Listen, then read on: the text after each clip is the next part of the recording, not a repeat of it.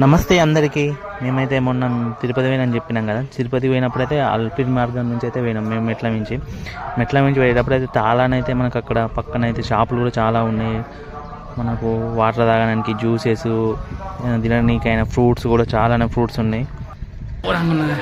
ఇక్కడైతే ఒక 1800 మెట్ల వరకు అయితే ఎక్కినాం.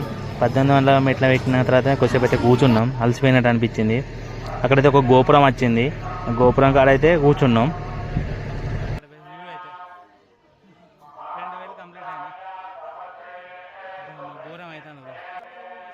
మనకైతే 2000 మెట్లు కంప్లీట్ కాగానే ఒక గోపురం అయితే వస్తుంది. ఆ గోపురం కాడ అయితే కొబ్బరికాయ కొట్టేసి లోపలికి అయితే పోయినాం.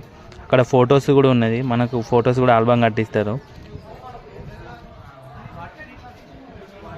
మనకు ఫోటోలు కూడా తీస్తారు. 2000 మెట్లు కంప్లీట్ అయినాక అయితే ఈ గోపురం కాడికి వచ్చినాక ఇక్కడ ఫోటోలు కూడా ఉన్నాయి.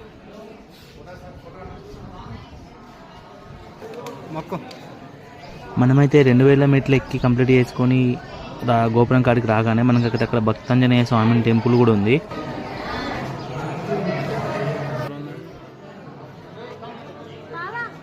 ఇక్కడైతే 10 రూపీస్ ఇచ్చైతే స్వామి అయితే ఇక్కడ ఒక తాయెత్తు కట్టుకున్నాడు. ఈ తాయెత్తు కట్టుకుంటే చాలా మంచి జరుగుతుందట.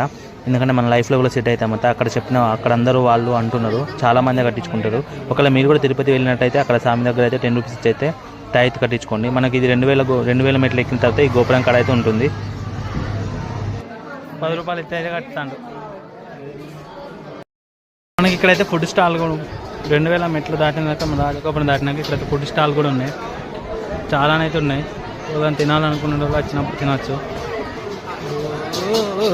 ఈ ఫుడ్ స్టాల్ అయితే ఎక్కువైతే మనకు గోబీ రైసు, జీరా రైసు, ప్లస్ మళ్ళీ మిరపకాయ బజ్జీలు, మళ్ళీ వెజ్ నూడిల్స్ ఉన్నాయి, మ్యాగీ కూడా ఉన్నాయి. ప్లేట్ 100 రూపాయలు తీసుకుంటారు. ఇక్కడైతే మేము ఈ ఫుడ్ తిన్న తర్వాత అయితే మళ్ళీ నడక ప్రయాణం చేసిన తర్వాత మాకు పెద్ద జింక అక్కడ ఉన్నది.